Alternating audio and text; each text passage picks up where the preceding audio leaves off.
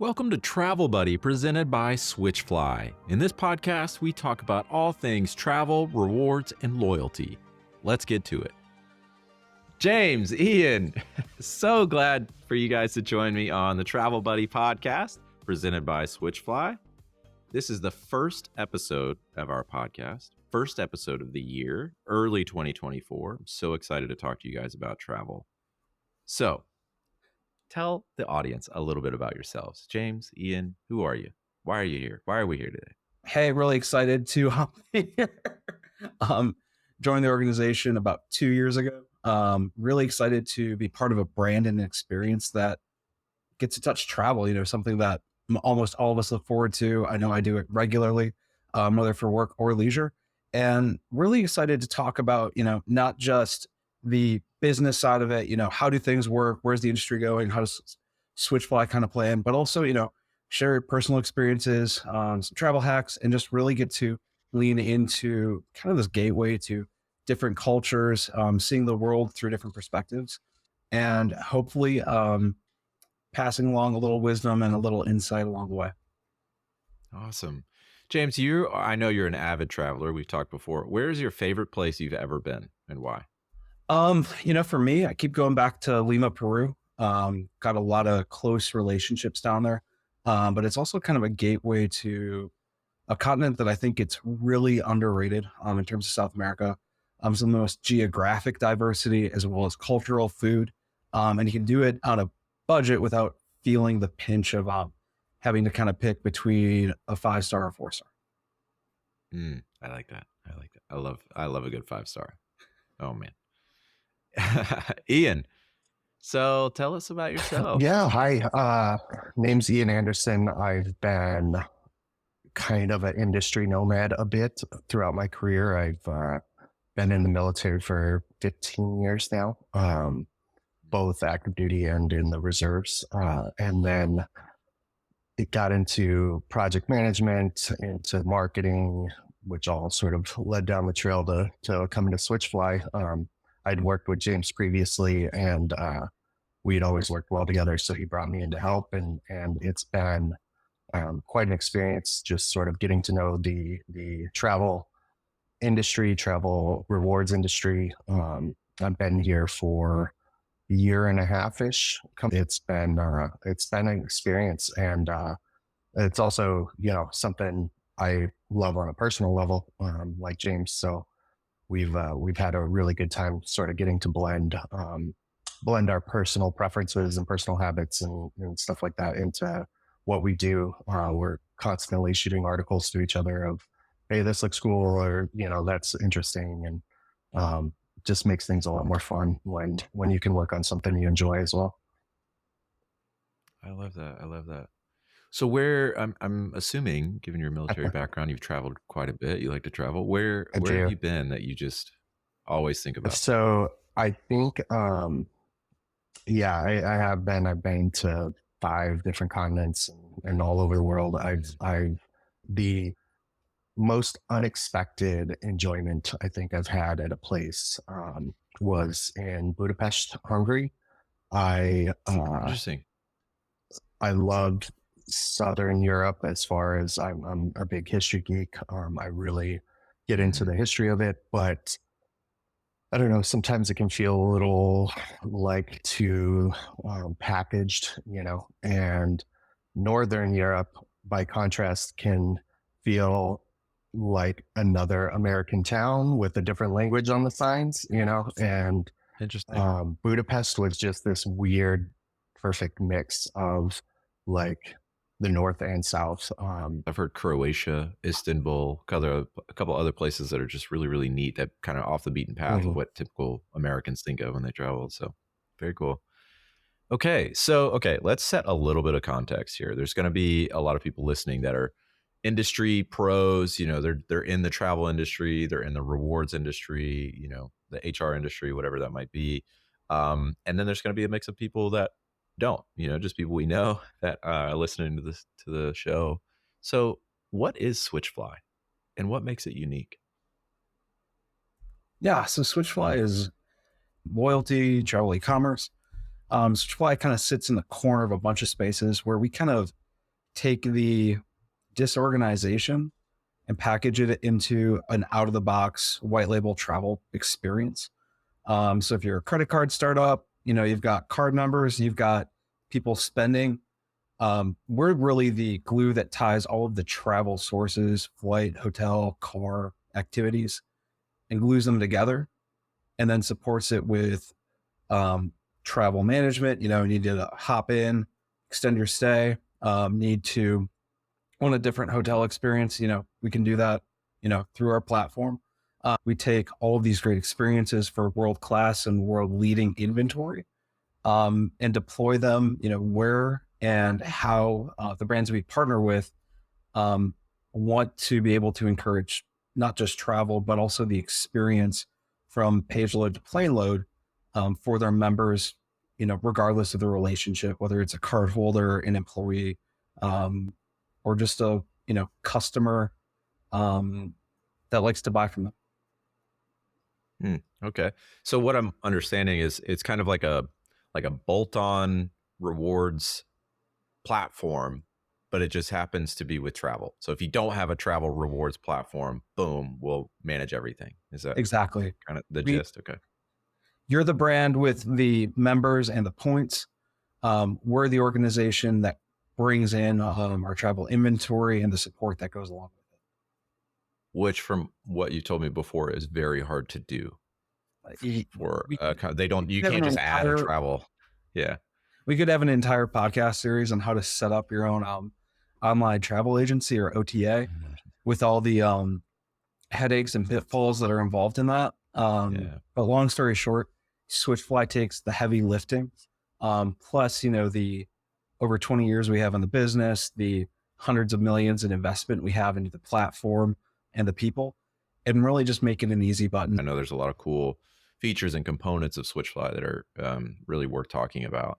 Well, but before we get there, I wanted to talk about some terms. So I think there's a lot of terms and lingo that we'll be throwing around on the show. And one of them I know we've been wanting to get to is, what is the difference between employee rewards or employee loyalty, or customer rewards and customer loyalty? Is there a difference? What's going on in that world? The customer rewards versus customer loyalty definitions they're essentially the same thing. Just the connotation, I think, between the terms is what differentiates them. If I'm a customer, if I have a certain credit card, and the more I use that credit card, the more I build up points, that is essentially a customer rewards or customer loyalty program. The difference is rewards sort of brings a transactional connotation, right? I go do something, I get a reward. Like, go do something else. Where loyalty implies something a little more emotional, right? That I am going to not only use my specific credit card, shop at the specific store, whatever it is, I'm going to, tell my friends about it. I'm going to be a brand advocate. I'm going to really get involved with this company's, their marketing efforts, their operations, just whatever. And then you will be sort of rewarded for that loyalty, if you will. So it's a little more deeper on an emotional level, but essentially they're the same thing, or at least very similar. And they can be used, because of that connotation, they can be used to sort of what the company's looking for at a time. Every company wants that kind of loyalty base in their customers. Oftentimes, especially coming out of the last couple years we have, the rewards can kind of jump the shark and be considered a loyalty program. The loyalty is all of the intangibles too, like the experience I have when I'm not, how many times am I going to fly a year? Even if I'm, flying 250,000 miles a year, which is insane. Very few people actually hit that metric. You're still only on the flight, part of a day for part of a week. The loyalty is everything before and after as well. And we're kind of in an interesting point in the just evolution of travel this decade, where leisure travel is still generally kind of leading the business travel side. That business travel has been slow to thaw for a lot of reasons. One, because we all have multiple years now of working remotely largely. Or the Hmm. industry, we're moving into a space where, up to half or more of the world can work from home. Whereas on the leisure side, travel has gone up year after year in terms of cost. Um, Experiences have been, all over the map. A couple years ago, a lot of people didn't get to their holiday destination because of a literal technology meltdown. Well, those consequences or waves are, long ranging. You get burnt once, and a lot of the McKinsey data says people are willing to switch brands over that. Um, Yeah, there's a report we were talking about this morning before we started recording. And it says that millennials are most impacted by disruptions, with 42% switching their airline loyalty because of a significant delay or cancellation. And that's tough for a brand to feel like they've got to nail this every time, or I'm going to have people jump ship. So that loyalty is so key in so many different ways, because the more loyalty you can create, obviously, the I guess the more grace that people will have with your brand. Well, 100%. There was also a related McKinsey study that showed it takes less than 2 bad customer experiences for that customer to jump ship, which, Right. is bring out that 42% number.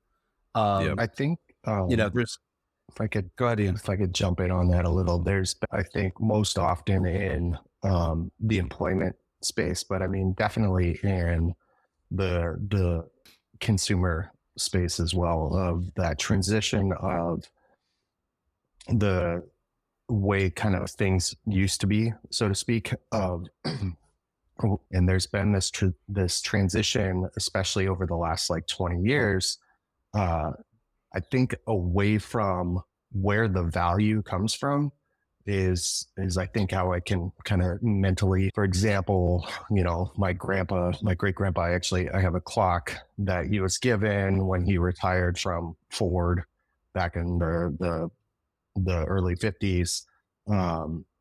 That he'd worked there for 40 something years, and they gave him this nice, beautiful clock and all that. And there was sort of that mentality of, I'm going to go in, I'm going to put my time in and be loyal to this company. And I think the same applies on the consumer side as well, not just with your employer. And there's been a transition away from that, like who deserves the loyalty, right? Is the company that you work for, that you buy for, are they the ones that truly deserve the loyalty, or is it the actual person? I think Gen X really started it, right? But then millennials took off with it, and Gen Z now has never known anything different of who is actually the value add here, and should they be the ones getting the loyalty. And I think that's where you see a lot of those you get a few bad customer experiences, I'm gonna jump ship to your competitor because I have so many more options, and I also recognize I don't need you, right? That you need me. I mean, we've all had bad experiences, and I know the companies that like jump through hoops to like make it right, immediately I'll go back to them for something else, because we're not done. Like, I have bad days, right? I mess things up all the time, but it's how you like fix it that really matters. And I think it's taken a while for brands to really kind of come to grips with like, oh, I really need to put customer success, customer support at the forefront of marketing as well to really drive that loyalty. And now we have a couple of generations of this going on. It's clearly not this is the way it's going to be. And especially with the technological increases we've had over the last year, much less, 10, 15 years, it's just going to keep going more in that personalization and options direction, that is going to be sort of brand agnostic to some degree. It's just, we have a low trust environment, so we're brand agnostic. We're willing to switch, no problem. I think that's really important. One macro case study and one anecdote, or two anecdotes. Like, we saw that with Delta when they announced their loyalty changes last September, October. And they quickly September, had yeah. to kind of roll back some of the more aggressive bits of that because they were just hemorrhaging these premium, people with a million miles with that brand were willing to walk across the street for a loyalty man or like a status match because, they're the big dog. They're leading that they're leading that space in their category. But it was such an aggressive rollback from kind of standard loyalty offerings for last year that they had to say, oops. And I was just on a layover talking to a million miler who, his whole career he's flown Delta.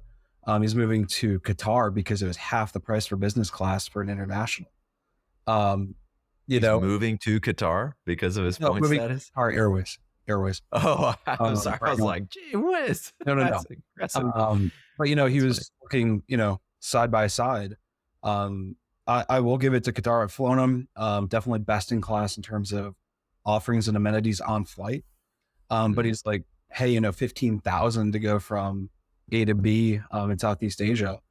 It's 7,500 to do the same flight with Qatar. Like, I can't justify this, and I know we'll all be willing to pay a certain premium, a couple $100 maybe for a domestic, 150 to fly the preferred carrier. But, some of them just feels like almost they went off the deep end a little bit. And I think we'll have to see where that shakes out. But when you see the Uber customers willing to hop over a rewards or loyalty change like that, I think it's notable. On the flip side, I personally actually got stuck in the Middle East once on an international over holiday. The carrier wasn't able to help me out at all. But a quick call to Amex, I had a real person on the phone on a holiday within 10 minutes. They both financially compensated me. They checked in for the duration of that flight. It ended up being about a 40-hour trip. I know which brand I'm going to be loyal to and which brand I probably will never use again. And I think a lot of brands are trying to get right on the employee side and the customer side.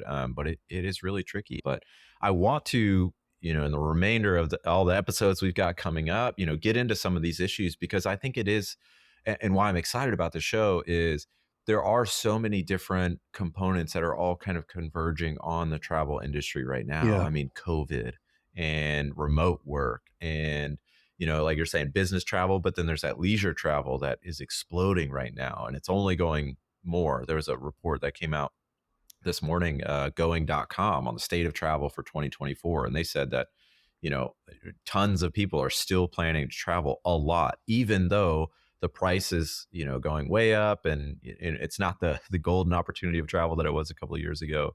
But then you've got a personalization and privacy and the changes in, advertising or tracking or, there's just so many things going on right now. And so this is a really exciting time to be talking about all this. So I'm really excited to dive into all of those different topics as we keep going on this show.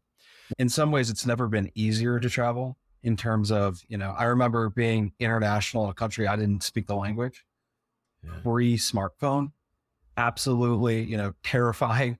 Forget it. Yeah. Yeah. Right. Like I survived it. Obviously I'm here, but, fast forward to, being able to step off a plane. I have a translator in my pocket. I have Chat GPT plus, a mountain of crowdsourced, websites, posts, whatever, telling me kind of where to go, where not to go.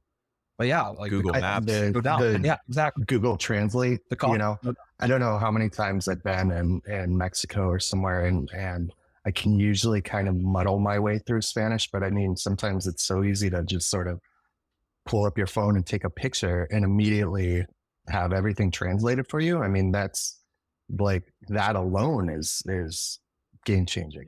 I did it last September. We went to San Diego for a conference, and wife and I went out a few days early and stayed a few extra days, like pre and post conference, just because it would cost less than half for us than if we were to go do that ourselves. So it is a wild time, and believe me, like getting into this industry a little over a year ago and seeing even the changes from then to now is just wild, right? Because when I started at Switchfly, it was still kind of in that post-COVID haze, coming, really coming out of it. But we are now firmly out of that post pandemic kind of malaise. Just the travel industry is going wild, right? The statistics we're pulling up around Christmas of the people traveling over the holidays, there was the records set for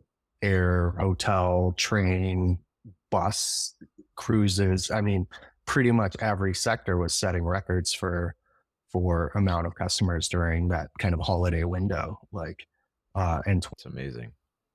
Kind of, we were also talking kind of before we hopped on about this idea of kind of calendar hacking. And I know we're going to share kind of the details, but just the idea, like, how can I get the most out of almost any month of the calendar just by being strategic, even if where I'm taking time off. And it's nothing that's, it's definitely legal. It's a super white hat, but being able to, strategically approach the calendar where, like February 20th, 23rd, that's another 9 days of PTO, but I'm only burning 3 vacation days, however that's measured in an organization. Plus, Right. In one of these shoulder seasons or, kind of lower times of the year seasonally, North America, January to April or January to early March is pretty quiet, right? Like there's not a lot of competition. The airports are quiet. Another great time is Halloween. Apparently it's the most dead I've ever seen. Several airports flying home last year, but, it's just wild what you can do if you get a little creative, and you're strategic in how you, request off, plan a trip. So you're not waiting until, maybe spring break, but hey, let's delay off until, end of May, take another 3-4 days off during Memorial Day weekend, and I get a week. And that's, there might be a little bit of competition, for Memorial Day itself, but 3-4 days after, probably not. Yeah. I mean, think about that. So President's Day is coming up here, February 19th. It's on a Monday. Nobody travels on President. That's not a travel day. Whereas Memorial Day or July 4th or something, that's a travel day, but President's Day, you take that day off, your last day of work is February 16th. And if you take the rest of the week off, including President's Day, you're not back to work until Monday, the 26th. You get 9 days of just total relaxation to go anywhere you want. And I'm sure it's cheaper to travel in February because nobody's traveling in February. My wife and I, our favorite time to travel is around Thanksgiving because it's just dead. So you go to Paris for $400 and you get a week to yourself. Nobody's there. It's great, man. Yeah. And I mean, my wife and I did the same thing. Thanksgiving is kind of that international travel hack. There's a handful of places on earth that pay attention to that week. You just go to somewhere that is a little less observant. Yes. For us, it was Colombia last year. It was awesome. Beautiful country, great time of year to be there. And, you don't have the bustle, the holiday hotel competition, all of that. So for sure, it's just one of those, especially at the start of the year, you're starting to think like, where are we going to go for X or Y, or what do we do, with the kids this summer? There's a lot of creativity you can introduce and a lot of opportunities to, try and optimize it for cost and experience, without having to, take out a home loan or sell an organ to be able to go. That's right. Which is sometimes how it can feel looking at flight costs. Yes, 100%. Well, I am so excited to dive into more of these topics, rewards, personalization, loyalty, travel, consumer travel and business travel, and just all these different topics because they're so, like I said, they're so important. This is such a great time to get into it. So, so I'm excited for the next few episodes. James, Ian, thank you so much for joining me. I'm so excited to keep talking, and we will see you next time. Thank you, Brandon. Sound good.